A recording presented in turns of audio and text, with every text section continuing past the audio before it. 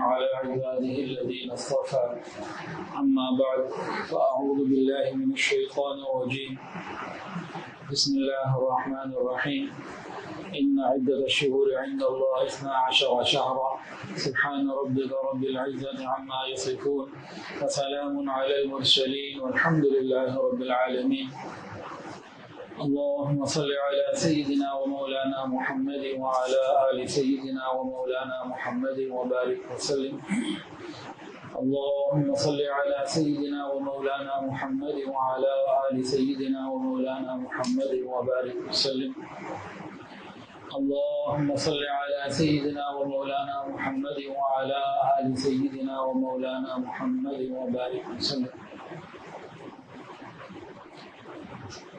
ایک سال میں 12 مہینے ہوتے ہیں اور اسلامی سال میں پہلا مہینہ محرم کا اور آخری مہینہ ذو الحجہ کا. آج جو ہے 22 ذو القعدہ ہے. 7 یا 8 دن کے بعد ذو الحجہ کا آخری مہینہ ہے اس سال کا. ایک اور سال ہماری زندگی کا ختم ہونے والا ہے. ذو الحجہ کا مہینہ کئی ایسی خصوصیات رکھتا ہے جو کسی اور مہینے کو حاصل نہیں. ایک خصوصیت تو نام سے ظاہر ہے، ذو الحجہ حج والا مہینہ. تو حج کی عبادت ذو الحجہ کے مبارک مہینے میں. ایک خصوصیت قربانی، وہ بھی ذو الحجہ کے مہینے میں. اور 3 دن 10، 11 اور 12. حج 9 ذو الحجہ کو، قربانی 10، 11 اور 12 ذو الحجہ کو.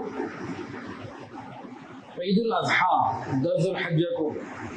یہ 3 ایسی عبادات ہیں. عید الاضحیٰ کے اندر قربانی بھی شامل ہے تو 2 سمجھ لے یا 3. یہ 2-3 ایسی چیزیں ہیں جو سوائے ذو الحجہ کے مہینے کے کسی اور مہینے میں نہیں. اللہ نے ان چیزوں سے اس مہینے کو مزید برکت عطا فرمائی اور عظمت عطا فرمائی. نبی علیہ السلام نے ارشاد فرمایا کہ تمام مہینوں کا سردار رمضان المبارک کا مہینہ، لیکن سب میں زیادہ عظمت والا یہ ذو الحجہ کا مہینہ جو بھی اگلے ہفتے شروع ہونے والا ہے.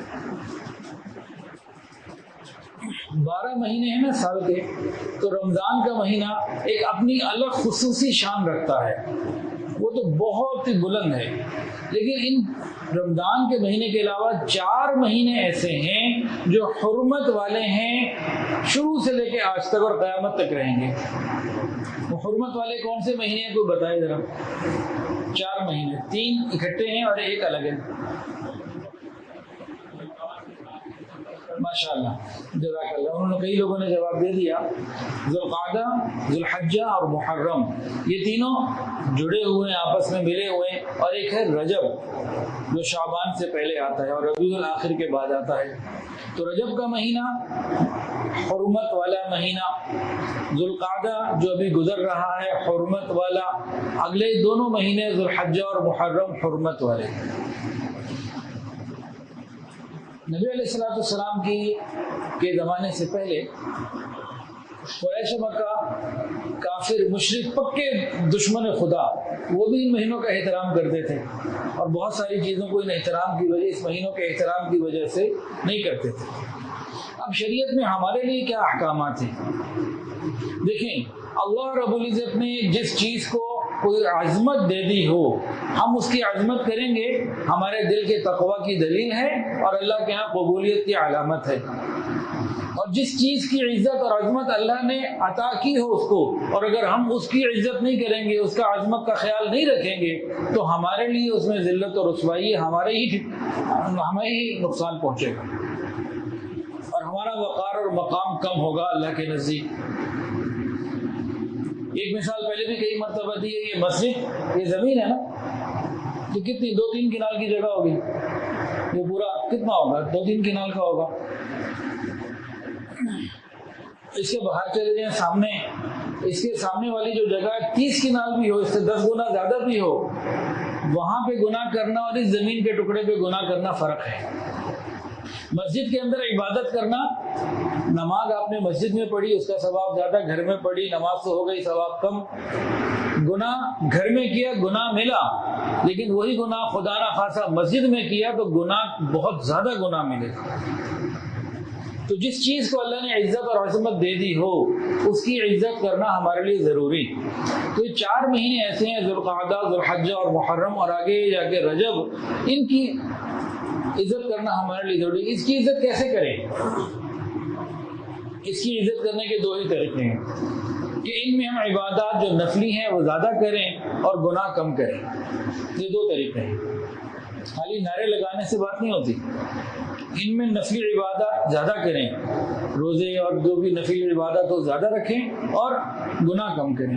اب جیسے یہ کون سا دن ہے؟ آج کا دن جمعے کا دن ہے، سید الایام، دنوں کا سردار ہے. کل رات جمعرات کی جو مغرب کی اذان ہوئی تھی نا، اس وقت سے لے کے آج غروب تک یہ پورا جو ٹائم ہے 24 گھنٹے تقریباً بن جائیں گے. جمعرات کو غروب سے لے کے جمعے کے غروب تک، شب جمعہ اور جمعے کا دن، ایک ایک لمحہ قبولیت، یعنی کہ ایک ایک لمحہ جو ہے وہ عظمت والا ہے. اور اس پورے ڈیوریشن کے اندر ایک قبولیت دعا کی گھڑی بھی ہے. اب شب جمعہ کے لیے ہمیں کیا کرنا چاہیے؟ کم سے کم جو ہماری کوئی گناہ کی ترتیب ہے اس کو تو چھوڑ دینا چاہیے. اس رات کے احترام میں شاید اسی وجہ سے مغفرت ہو جائے. خدا نہ خاصا ایک آدمی روزانہ ٹی وی پہ بیٹھ کے، یوٹیوب پہ بیٹھ کے ویڈیو دیکھتا ہے، فلمیں دیکھتا ہے، کچھ بھی ایسی چیزیں ہر رات نہیں کرنی چاہیے. لیکن شب جمعہ جب آ جائے اس کو ڈرنا چاہیے، یہ تو عزت والی رات ہے، آج اگر میں نے کیا تو زیادہ نقصان ہوگا. اور پھر یہی شب جمعہ حرمت والے مہینوں میں آ جائے تو اور 4 چاند لگ جاتے ہیں اس کی عظمت کو. اگر آج میں نے گناہ کیا اس رات کی تو مجھے اس سے بچنا ہے. جیسے انسان مسجد میں گناہ کرنے سے بچتا ہے نا، ڈرتا ہے کہ نہیں چلو باہر، الگ بات ہے. اسی طرح مبارک اوقات اور مبارک جگہوں کی برکتوں کا بھی خیال کرنے کی ضرورت ہے. یہ جمعے کا پورا دن، اس میں قبولیت دعا کی گھڑی کون سی ہے؟ 24 گھنٹے میں کوئی ایک ایسا وقت ہے جو دعا مانگی جائے قبول ہے. دعا کی گھڑی کون سی ہے؟ اس کے بارے میں کافی سارے اقوال ہیں، لیکن 2-3 باتیں جو زیادہ اہم ہیں وہ بتا دیتا ہوں. پہلی اذان ہو چکی ہے، اب نماز کے قائم ہونے تک کا جو وقت ہے یہ قبولیت دعا کا وقت ہے. ایک قول یہ ہے.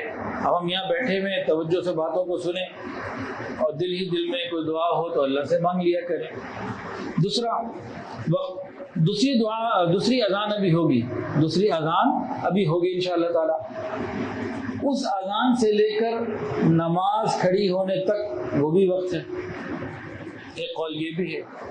ایک یہ ہے کہ جب امام خطبہ دینے کے لیے کھڑا ہوتا ہے اور دوسرے خطبے سے کھڑے ہونے سے پہلے درمیان میں تھوڑی دیر کے لیے بیٹھتا ہے. 2 خطبے ہوتے ہیں نا، دونوں خطبوں کے درمیان جب امام ممبر پر بیٹھتا ہے انتہائی مختصر وقت ہوتا ہے، وہ بھی قبولیت دعا کا وقت ہے. ایک قول یہ بھی ہے. ایک قول کون سا ہے کہ جس وقت نماز جمعہ کے لیے تکبیر کہی جاتی ہے، اقامت جب اس کے بعد نماز ہونی، اللہ اکبر کہہ کے امام نے آگے نماز شروع کرانی ہے، تو اقامت کے شروع ہونے سے لے کے نماز کے کھڑے ہونے تک یا اقامت مکمل ہوتے ہی جب نماز، بس وہ چند لمحات ہیں، یہ قبولیت دعا کے اوقات ہیں. لیکن ان لمحات میں دعا کیسے مانگنی ہے؟ ہاتھ اٹھا کے، اونچی آواز میں، زبان سے الفاظ ادا کرنے؟ نہ. یہ وہ تمام اوقات ہیں کہ جس میں دل ہی دل میں بغیر ہاتھ اٹھائے رب سے تار ملانے. وہ دلوں کی پکار سننے والا ہے. نہ زبان کو کھلانے کی ضرورت، نہ ہاتھ کھڑے کرنے کی ضرورت. یہ دل کے رابطے اللہ سے جوڑنے کا وقت ہوتا ہے.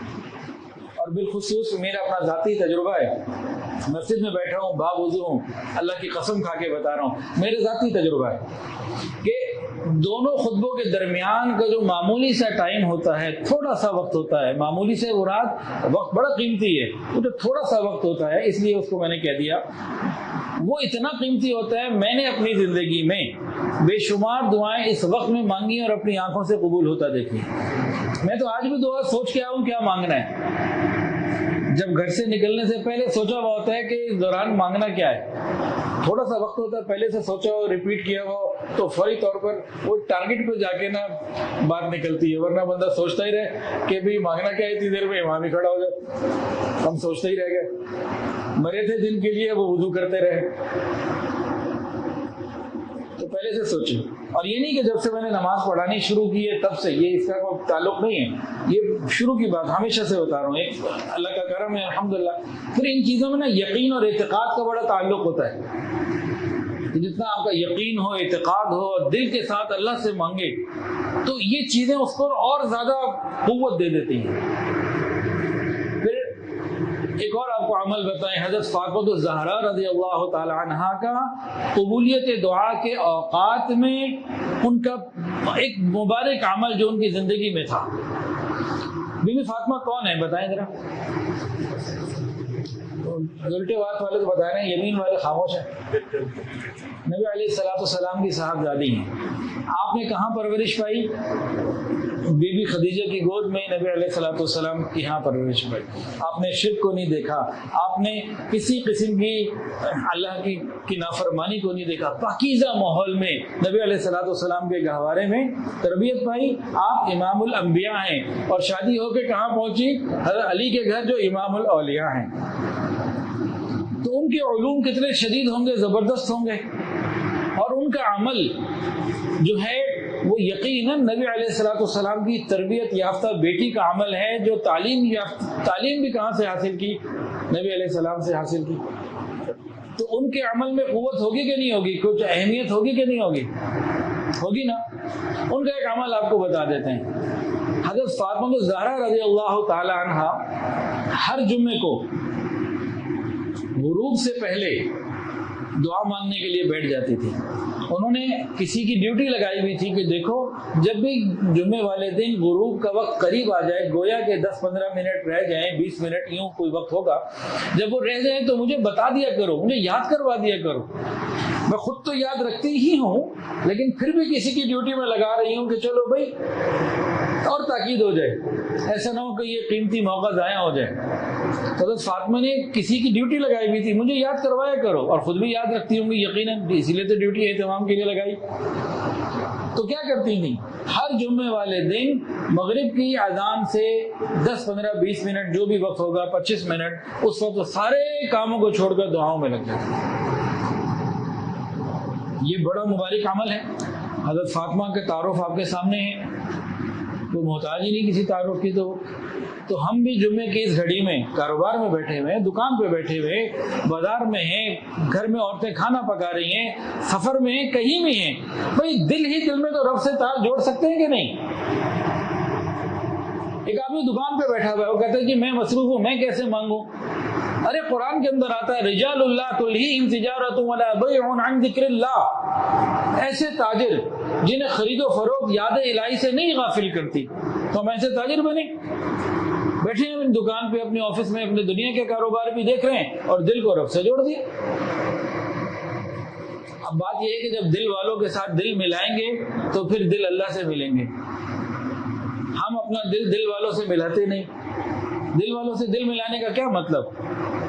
ایک شعر ہے، ان سے ملنے کی یہی ہے ایک راہ، ملنے والوں سے راہ پیدا کر. اللہ والوں سے تعلق، ان کی مجالس میں آنا، ذکر اذکار میں بیٹھنا، شریک ہونا. جب ہم اہل اللہ سے اپنے تعلق کو بنائیں گے، مضبوط کریں گے، تو پھر انشاءاللہ العزیز یہ چیزیں بہت ہمارے لیے آسان ہو جائیں گی.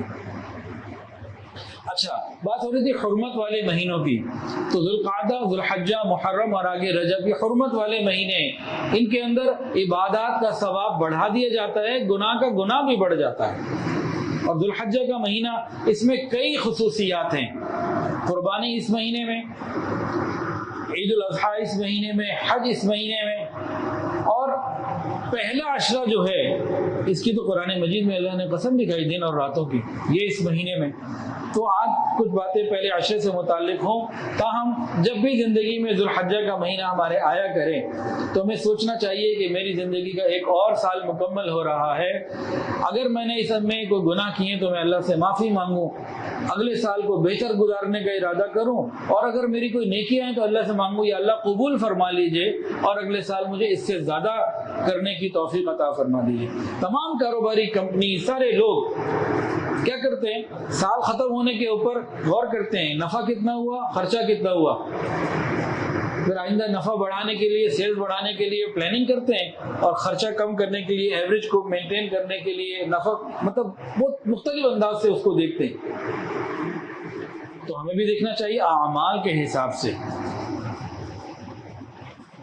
نبی کریم صلی اللہ علیہ وآلہ وسلم نے حجۃ الوداع کے موقع پہ دوران حج یہ فرمایا تھا کہ لوگوں خبردار، آگاہ ہو جاؤ، سمجھ لو کہ سب سے زیادہ عزت، عظمت اور حرمت والا دن یہ آج کا دن ہے، یعنی 9 ذو الحجہ۔ سب سے زیادہ حرمت والا مہینہ یہ ذو الحجہ کا مہینہ ہے۔ سب سے زیادہ حرمت والا شہر مکہ المکرمہ ہے، اور نبی علیہ الصلوۃ والسلام نے فرمایا جس طرح یہ چیزیں حرمت والی ہیں، بالکل اسی طرح خبردار رہو، آگاہ ہو جاؤ، تمہارے خون، تمہارے مال تم پر یعنی ایک دوسرے کے اوپر بالکل اسی طرح حرام ہے جس طرح اس دن، اس مہینے اور اس جگہ کی عظمت ہے، شہر کی عظمت ہے۔ پھر نبی علیہ الصلوۃ والسلام نے صحابہ کرام سے پوچھا، اچھا ذو الحجہ کے مہینے میں ایک اور یہ اہم بات اور بھی ہے، یہ وہ مبارک مہینے ہے جس میں نبی علیہ الصلوۃ والسلام نے صحابہ کرام سے پوچھا، کیا میں نے تمہیں اللہ کا پیغام پہنچا دیا؟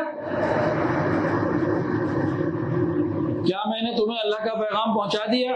تو تمام صحابہ نے کہا کہ پہنچا ہی نہیں دیا، پہنچانے کا حق ادا کر دیا۔ تو یہ واقعہ بھی ذو الحجہ کے مہینے میں ہوا۔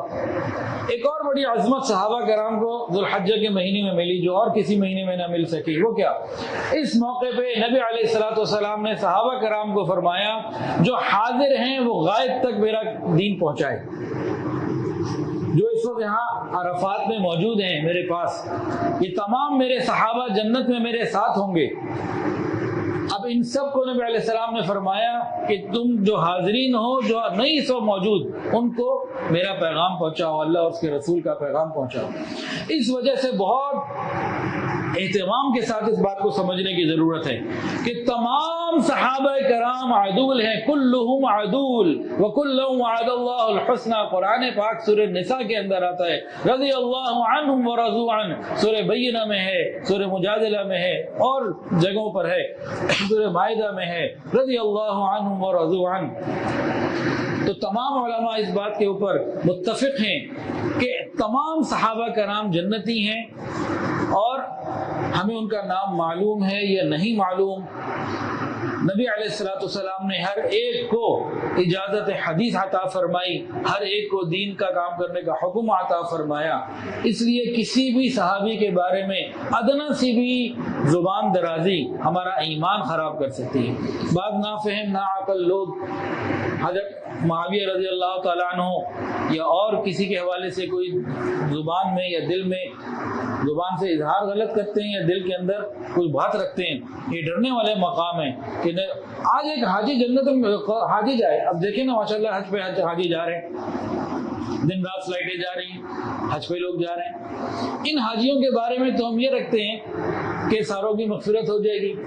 وہ حاجی جو نبی علیہ السلام کی خدمت میں اور آپ کی موجودگی میں حج کر رہے ہیں، ان کے بارے میں کیا گمان ہوگا؟ میدان عرفات کے بارے میں نبی علیہ السلام نے فرمایا کہ جو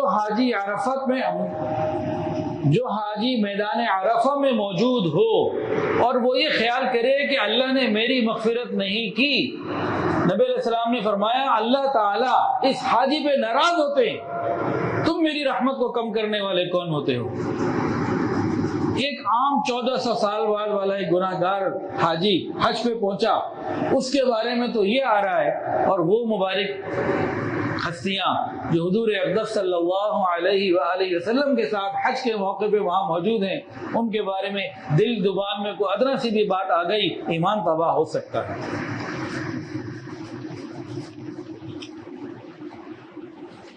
عشرہ ذو الحجہ شروع ہونے والا ہے تو اس کی چند جو ہے نا احکامات، چند باتیں ہم سمجھ لیتے ہیں۔ ہم جانتے ہیں کہ پہلے عشرے میں جن لوگوں نے قربانی کرنی ہوتی ہے ان کے لیے شریعت کا ایک خوبصورت حکم یہ ہے کہ وہ اپنے بال اور ناخن ان 10 دنوں میں نہ کاٹیں۔ جن لوگوں نے قربانی کرنی ہے وہ ذو الحجہ کے پہلے 10 دنوں میں قربانی ہو جانے تک اپنے بال نہ کاٹیں اور ناخن نہ کاٹیں۔ تو وہ کیا کریں، اس کے بارے میں چند تفصیلات ہو جائیں. یعنی وہ کوشش یہ کریں کہ 28 یا 29 ذوالقعدہ کو، 27 ذوالقعدہ کو ذوالحجہ شروع ہونے سے 2-3 دن پہلے اپنے ناخن اور بال اچھے طریقے سے کاٹ لیں تاکہ 10 دن ان کو آگے پریشانی نہ ہو. ایک مستحب عمل پورا ہو جائے گا. اور یہ ایک مشابہت ہے، جب حاجی حج کرنے والا احرام باندھ لیتا ہے تو اس کو کہا جاتا ہے نہ ناخن کاٹنے نہ بال، دوران احرام. تو ایک مشابہت ہو گئی یہاں رہنے والوں کی وہاں والوں سے، یہ اللہ تعالیٰ نے ایک انعام دے دیا. اچھا، یہ عمل مستحب ہے، فرض یا واجب نہیں. ایک آدمی جو قربانی کر رہا ہے اس کے لیے مستحب ہے کہ وہ ان 10 دن 10 رات بال نہ کاٹے، ناخن نہ کاٹے. لیکن اگر غلطی سے یا جان بوجھ کر اس نے ناخن یا بال کاٹ لیے اور وہ قربانی جو کر رہا ہے اس پہ کوئی نقصان نہیں ہوگا. قربانی ایک الگ معاملہ ہے. یہ اس کے ساتھ جیسے کھانا کھانے کے بعد کوئی سویٹ ڈش آ گئی، بعد میں آئس کریم بھی آ گئی، پھر جناب کچھ اور بھی آ گیا. کوئی کھانا کھا لیا، آئس کریم نہیں آئی تو کھانا تو ہو جاتا ہے نا. تو یہ مستحب عمل ہے جس سے اللہ کی محبت اور بڑھتی ہے. بہتر ہے کہ کرے، اگر نہیں کیا تو کوئی مسئلہ نہیں، کوئی حرج نہیں ہے، قربانی ہو جائے گی. اب یہاں یہ لوگ پوچھتے ہیں بعض دفعہ کہ جی ہم تو قربانی نہیں کر رہے. کچھ ایسے بھی لوگ ہوتے ہیں نا، وسائل نہیں ہوتے، قربانی نہیں کر پاتے، وہ قربانی نہیں کرتے. تو پوچھتے ہیں جی قربانی ہم نہیں کر رہے، کیا ہم یہ عمل کر سکتے ہیں؟ جی بالکل کر سکتے. اگر ایک آدمی قربانی نہیں کر رہا اور وہ یہ عمل کرنا چاہتا ہے کہ 10 دن میں ناخن اور بال نہ کاٹوں جب تک کہ اور لوگ قربانی نہ کر لیں، تو کر سکتا ہے، کوئی مسئلہ نہیں. اور اس کی بھی جو قربانی تو اپنی نہیں کر رہا، یہ عمل شروع کیا کسی وجہ سے، غلطی سے یا جان بوجھ کے نہیں پورا ہو سکا تو کوئی بات نہیں، ثواب نہیں ملے گا، زیادہ نقصان کوئی نہیں. لیکن کرنا چاہیں تو بہت اچھی بات ہے. تو یہ پہلے 10 دن کی بات ہو گئی تھی. اچھا، یہ جو 10 دن اور 10 راتیں ہیں ذوالحجہ کے، ان دنوں میں کیا کرنا چاہیے؟ اللہ کے نبی صلی اللہ علیہ وسلم نے ارشاد فرمایا، تکبیر، تحلیل، تسبیح، اللہ اکبر، سبحان اللہ، الحمدللہ، لا الہ الا اللہ، ان 10 دنوں میں خوب بہت زیادہ ذکر کرنے کی ضرورت ہے. ہمارے اندر جو دلوں کی گندگی کیوں دور نہیں ہو رہی کہ ہم ذکر کے لیے وقت نہیں نکالتے. ہونا تو یہ چاہیے کہ ہم روزانہ صبح اور شام نماز سے، قرآن پاک سے فارغ ہو کر کچھ وقت یاد الہی کے لیے لگائیں، ذکر کے لیے لگائیں، تاکہ دل کی گندگی روز صبح شام صاف ہوتی رہے. اصل تو یہ ہونا چاہیے. لیکن اللہ تعالیٰ بار بار ہمیں سال میں ایسے موقع دے دیتے ہیں کہ چلو یہ غفلت کی وجہ سے نہیں کر سکے، ان 10 دنوں میں تو خاص طور سے ذکر کرنے کی ضرورت ہے. ذکر کرنے سے کیا ہوتا ہے؟ اللہ کی عظمت دل میں بڑھتی ہے. جتنا ہم اللہ کا ذکر کریں گے اتنی محبت اور عظمت بڑھتی چلی جائے گی، اتنا گناہوں کو چھوڑنا آسان ہوگا. تو ان 10 دنوں میں سبحان اللہ، الحمدللہ، اللہ اکبر، لا الہ الا اللہ جتنا زیادہ ہو. اسی طرح 10 تاریخ کا تو روزہ نہیں ہے، پہلے 9 دن روزہ رکھنا بھی عبادت ذوالحجہ کے. پہلا دن، دوسرا دن، تیسرا دن، کوئی مکمل 9 رکھ لے بہت اچھا، کوئی رکھ لے 9 میں سے تو اچھا. اور آخری جو 9 والا ہے وہ تو کوشش کر کے ہمت کر کے رکھ ہی لے. تو یہ 9 روزے ہیں، 9 کوئی رکھے کم رکھے، کوئی سے رکھے کوئی سے نہ رکھے، کوئی مسئلہ نہیں ہے. لیکن اگر صرف ایک روزہ رکھنا ہو تو 9 ذوالحجہ کا روزہ ہمیں ضرور رکھنا چاہیے، اس کے لیے ہمت کرنی چاہیے.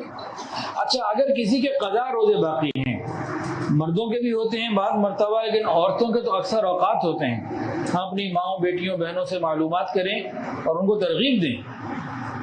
کئی عورتیں ایسی ہیں دیندار گھرانوں کی، ان کے مرد صف اول کے نمازی ہوتے ہیں، گھر میں عورتوں کے 10، 20، 25 سال کے قضا روزے باقی ہوتے ہیں کہ گھر میں ہم نے ماحول نہیں بنایا ہوا. وہ مرد، وہ انسان جو مسجد میں پہلی صف دوسری صف میں آ کے نماز پڑھ رہا ہے، وہ اکیلے جنت میں جانا چاہتا ہے یا اپنے گھر والوں کو بھی لے جانا چاہتا ہے؟ گھر والوں کو ساتھ لے جانا ہے تو بھائی ان کی بھی فکر ہو. ہماری عورتوں میں اکثر یہ غلطی ہے، قضا روزے باقی ہیں، وہ ماحول ہی نہیں بنتا. وہ کہتی ہے کیسے رکھیں؟ صبح دوپہر شام رات کام کام کام اور کام. روزہ رکھنے کے لیے کوئی تھوڑی سی سکون چاہیے ہوتی ہے، تو ہمارے گھر میں ایسی کوئی پالیسی نہیں ہوتی. تو ہم ان 8-9 روزوں کے رکھنے کا اہتمام کریں، گھر کا ماحول بنائیں. جن کے قضا روزے باقی ہیں وہ قضا کی نیت کریں۔ اچھا، ایک سوال اکثر لوگ پوچھتے ہیں، وہ کہتے ہیں جی روزہ تو ہم نے رکھنا ہے، جیسے 10 محرم کا ہو گیا، یہ 9 ذوالحجہ کا ہو گیا، اور کوئی ویسے روزے آتے رہتے ہیں نا، مختلف شوال کے روزے ابھی گزرے الحمدللہ۔ تو اکثر ایک سوال ہوتا ہے کہ کیا نفل روزے میں ہم قضا روزے کی نیت بھی کر لیں، کہ قضا بھی اگر ہمارے 10 روزے باقی تھے تو 9 رہ جائیں، 8 باقی تھے تو 7 رہ جائیں، اور نفل روزے کی بھی نیت ہو جائے۔ بہت لوگ یہ سوال پوچھتے ہیں، ہم میں سے بھی کسی کے دل میں یہ سوال ہوگا کہ جی ٹھیک ہے، میرے قضا روزے باقی ہیں، اب یہ نفل روزے رکھنے کا موقع آ رہا ہے، تو کیا قضا اور شوال کے روزے کی نیت کو میں جمع کر لوں، یا قضا اور ذوالحجہ کے روزے کی نیت کو میں جمع کر لوں، یا قضا اور 9 ذوالحجہ کا عرفہ کا جو روزہ ہے اس کی نیت کر لوں؟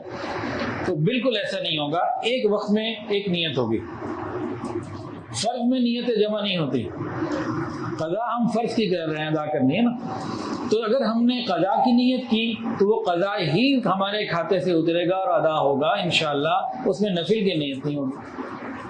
اب اس میں ایک اور سوال آ جاتا ہے کہ جی میرے قضا روزے باقی ہیں، آیا کہ اب میں قضا پہلے رکھوں یا نفل پہلے رکھوں، قضا پہلے رکھوں یا نفل پہلے رکھوں، کیا کروں؟ یہ بہت سے لوگ سوال پوچھتے ہیں۔ اس میں بھی ہر آدمی کی اپنی اپنی طبیعت کا سلسلہ ہے۔ اگر تو کوئی ایسا بندہ ہے جس کو یہ معلوم ہے کہ قضا روزے پورے کرنے ہی میرے لیے مشکل ہیں، تو بھائی پہلے وہ قضا پورے کر لے، یہ زیادہ ذمہ قرضہ ہے، ادا کرنا ہے۔ ہاں کوئی ایسا ہے کہ بھئی میں ابھی 9 تاریخ کا روزہ تو میں نفلی رکھ لوں تاکہ یہ والی فضیلت مل جائے، قضا میں انشاءاللہ کر لوں گا، مجھے پورا یقین ہے اور میں کرتا رہتا ہوں، تو وہ ایسا کر لے۔ تاہم اگر قضا روزے باقی ہیں اور کوئی نفل روزہ رکھنا چاہے تو نفل روزہ نفل میں کاؤنٹ ہوگا، قضا باقی رہے گا، لیکن بہتر یہی ہے موجودہ حالات کے اعتبار سے کہ قضا پہلے ذہن سے اور دماغ سے بوجھ سے اتارے جائیں، اپنے اکاؤنٹ کو پورا کیا جائے۔ اچھا، اسی طرح ایک سوال، اب لوگ حج پہ جا رہے ہیں تو بہت سارے لوگ وہاں سوال پوچھتے ہیں۔ اب کتابوں میں ایک مسئلہ لکھا ہوا ہے اور مسئلہ صحیح لکھا ہوا ہے کہ عورت کے لیے بہتر ہے کہ وہ مکہ مکرمہ میں، مدینہ طیبہ میں اپنی بلڈنگ میں نماز ادا کرے بجائے یہ کہ مسجد میں جائے، کیونکہ عورت کے لیے شریعت نے جو حکم قرار دیا ہے وہ تو گھر کی نماز ہے، مسجد کی نماز نہیں۔ تو اسی طرح علماء نے لکھا کہ مکہ مکرمہ مدینہ طیبہ میں پہنچ کر بھی عورت جو ہے اگر ہوٹل میں نماز ادا کرے رہائش گاہ پہ، یہ زیادہ بہتر ہے کہ وہ مسجد حرام میں جا کے گئے۔ اب یہ عورتیں کہتی ہیں ہم نے جب 15 لاکھ لگا کے حج کیا ہے، یہاں ہوٹل میں بیٹھنے آئے، تو ان کا علاج الگ ہوتا ہے کہ جی آپ نے 15-20 لاکھ لگا کے حج کیا ہے تو آپ نے وہ حج کے پیسے دیے، حرم میں آنے کے پیسے تو نہیں دیے گا۔ اچھا، اس میں مسئلہ کیا ہے؟ بات یہ ہے کہ اب کیا کریں، تفصیلات جتنی بھی جائیں گے نا بہت ہو جائیں گی۔ اب ہم کیا کریں؟ لوگ پوچھتے ہیں، مستقل لوگ پوچھتے ہیں کیا کریں، وہاں جا کے عورتیں پوچھتی ہیں کہ ہم کیا کریں، تو اس میں جواب یہ ہے اگر تو کوئی ایسی عورت ہے جس کو یقین ہے کہ وہ ہوٹل میں بیٹھ کے گناہ نہیں کر رہی اور عبادات میں وقت لگا رہی ہے، اور ادھر رش سے بچنے کے لیے، مردوں کے ٹکراؤ سے بچنے کے لیے، اور جو آپس میں وہ ہوتا ہے نا بھیڑ سے بچنے کے لیے جسم ٹکراتے ہیں، تو وہ اگر عبادت کے لیے مخصوص اوقات مطلب اپنے ہوٹل میں عبادت میں لگی ہوئی ہے تو یہ تو بہت اچھا ہے۔ لیکن اگر خدا نہ خاصا کوئی ایسی عورت ہے، اب جب ہوٹل میں ہے تو ٹی وی کھلا ہوا ہے یا باتیں ہو رہی ہیں یا بس ٹائم ہی ضائع ہونا ہے، تو پھر وہ پوری احتیاط اور اہتمام کے ساتھ ایسی جگہ جا کے نماز ادا کرے جہاں پر کم سے کم ٹکراؤ اور سب سے کم پریشانی ہو۔ ورنہ جو کتابوں میں مسئلہ لکھا ہے وہ یہ لکھا ہے کہ عورت گھر میں نماز ادا کر لے، وہ زیادہ بہتر ہے مسجد میں جانے سے۔ مسجد میں اگر جانا ہو تو وہ طواف کی نیت کرے، بیت اللہ کی زیارت کی نیت کرے، وہ گھر میں نہیں ہو سکتی، ہوٹل میں نہیں ہو سکتی۔ تو پہلے بھی گنجائش موجود ہے کہ عورت گھر سے نکلی مسجد حرام، نماز کی نیت سے نہیں نکلی، بیت اللہ کی زیارت کی نیت سے نکلی، طواف کی نیت سے نکلی، نماز کا وقت ہو گیا، نماز پڑھی۔ تو پہلے یہ مسئلہ تھا، تو مسئلہ ابھی بھی وہی ہے۔ تو عورت کے لیے کیا ہوا کہ وہ مسجد میں پہنچے اور وہاں بھی عبادت میں لگی رہے، اور اگر ہوٹل میں زیادہ اچھے طریقے سے عبادت کر سکتی ہے، ٹائم ضائع نہ کرے۔ اچھا جی، 9 ذوالحجہ بڑا عظیم دن، بڑی برکتوں والا دن، بڑی قبولیت والا دن، 9 ذوالحجہ ادھر مکہ مکرمہ میں میدان عرفات میں حجاج موجود ہوتے ہیں، بے حساب مغفرت ہوتی ہے۔ اللہ تعالیٰ فرشتوں کے اوپر فخر فرماتے ہیں کہ یہ دیکھو میرے بندے اپنے لباس کو، اپنے وطن کو، اپنی ہر چیز کو چھوڑ کر 2 سادہ چادروں میں میرے پاس موجود ہیں، مٹی ان کے جسموں پہ، کپڑوں پہ، بالوں میں لگی ہوئی ہے، اور یہ مجھ سے میری محبت مانگتے ہیں، گناہ کی معافی مانگتے ہیں۔ اللہ تعالیٰ سب کی مغفرت فرما دیتے ہیں۔ شیطان اپنے سر پہ مٹی ڈالتا ہے، میں نے اتنی محنت کی، یہ آئے اور عرفات میں انہوں نے اپنے گناہ معاف کروا لی اللہ سے۔ شیطان بڑا ذلیل اور رسوا ہوتا ہے۔ نبی علیہ السلام مسکرائے تھے میدان عرفات میں، پوچھا کہ آپ خیر سے مسکرائے، کہا شیطان کو روتا دیکھ کے اور تڑپتا دیکھ کے، اتنی محنت سے میں نے ان سے گناہ کروائے، ان سے یہ کیا وہ کروایا، اب ساروں نے توبہ کر لی، ساروں نے ارادے کر لی، اللہ آج کے بعد ہم آپ کی نافرمانی نہیں کریں گے، آج کے بعد ہم نیکی کی زندگی گزاریں گے۔ تو اللہ تعالیٰ حجاج کرام پر بڑی رحمتوں کا نزول فرماتے ہیں۔ اس حد تک رحمتیں، 2 باتیں سن لیجئے۔ پہلی بات، نبی علیہ السلام نے فرمایا حاجی نہیں، نبی علیہ السلام نے دعا دی، اللہ سے ہی مانگا، یا اللہ حاجی کی بھی مغفرت فرما، اور حاجی جس کی مغفرت کے لیے دعا کرے اس کی بھی مغفرت فرما۔ نبی علیہ السلام نے کیا دعا مانگی؟ اور نبی علیہ السلام کی دعا قبول ہے، میری آپ کی قبول ہو نہ ہو کوئی گارنٹی نہیں۔ زبان نبوت سے دربار الہی میں جو دعا ہو گئی وہ قبول ہی قبول ہے، کوئی اس میں کوتاہی نہیں، کوئی دوسری بات نہیں ہو سکتی، ورقہ ہی نہیں ہے۔ کیا مانگا؟ اللہ حاجی کی بھی مغفرت فرما، اور حاجی جس کی مغفرت کے لیے آپ سے مانگے اللہ اس کی بھی مغفرت فرما۔ اب اس بات کو اس بات پہ لے جائیں، آج جو حجاج جا رہے ہیں ان کے لیے نبی علیہ السلام کی دعا ویلڈ ہے یا خدا نہ خواستہ ایکسپائر ہو گئی؟ قیامت تک ویلڈ ہے، تو کیا صحابہ کے لیے ویلڈ نہیں ہوگی؟ کہ کوئی کسی صحابی کے بارے میں ذرا سی بکواس کرے، ذرا سی زبان درازی کرے، دل میں بغض رکھے، یہ قیامت تک کے لیے ویلڈ ہے۔ اچھا، دوسری بات، نبی علیہ السلام نے ارشاد فرمایا میدان عرفات میں جو حاجی موجود ہے، خدا نہ خاصہ اگر اس نے یوں سوچ لیا کہ میری آج مغفرت نہیں ہوئی، کہ میں بڑا گناہ گار ہوں، میری تو مغفرت آج نہیں ہوئی ہوگی، فرمایا اللہ ناراض ہوتے ہیں، اس نے اللہ کی رحمتوں کو کیا سمجھ لیا ہے؟ اللہ اس حاجی پہ ناراض ہوتے ہیں جو خدا نہ خاصہ یہ بدگمانی کرے اللہ سے کہ انشاءاللہ تعالی مغفرت ہوگی۔ اب ان باتوں کو ہم دیکھتے ہیں تو یہ تو حاجیوں کے لیے ہیں، تو جو حج پہ نہیں جا رہے ان کے لیے کیا ہے؟ جو حج پہ نہیں جا رہے ان کے لیے کیا ہے؟ ان کے لیے کئی چیزیں ذوالحجہ میں اللہ نے دے دی، یہ پورے 10 دن ذکر کے لیے۔ وہ کیا کہتے ہیں؟ اللہ اکبر، وہ کیا پڑھے ہوتے ہیں؟ لبیک اللہم لبیک لبیک لا شریک لک لبیک ان الحمد والنعمت لک والملک لا شریک لک، وہ وہاں وہ پڑھے ہوتے ہیں، اور یہاں والے کیا؟ اللہ اکبر لا الہ الا اللہ واللہ اکبر وللہ الحمد، جوڑ اللہ ملا رہے مشابہت۔ وہ احرام پہن کر ناخن اور بال نہیں کاٹتے، یہاں والے بغیر احرام پہنے ناخن اور بال نہیں کاٹتے، مشابہت۔ ان کی 9 تاریخ کو بے حساب مغفرت ہو رہی ہے۔ اب حجاج جا رہے ہیں نا، ہمیں چاہیے ان سے کہیں حج پر جانے والے لوگوں سے 2 باتیں ضرور کرنی چاہیے۔ عام طور سے لوگ اس میں کوتاہی کرتے ہیں۔ جو حج پہ جا رہا ہو 2 درخواستیں ان کو ضرور کرنی چاہیے۔ نمبر 1، بھائی دوران حج آپ نے میرے لیے دعا کرنی ہے، 1۔ نمبر 2، بھائی روض رسول پر حاضر ہو میرا سلام پیش کر۔ جو حج پہ جا رہا ہو، عمرے پہ جا رہا ہو، یہ فرض اپنے اوپر ہم رکھیں، واجب کریں اپنے اوپر کہ یہ ہم نے کہنا ہے۔ اچھا، یہ تو وہاں والوں کو ملا، یہاں والے جو نہیں جا رہے ان کے لیے کیا؟ اللہ تعالیٰ نے یہاں بھی ان کو 9 ذوالحجہ کا دن عطا کر دیا، اور کیا فرمایا؟ فرمایا کہ 9 ذوالحجہ کا روزہ رکھو، اس میں 2 سال کے گناہوں کی معافی، 1 سال پچھلا اور 1 اگلا۔ بہت کم اعمال ایسے ہیں کہ جس میں اگلے گناہ بھی معاف ہوتے ہیں،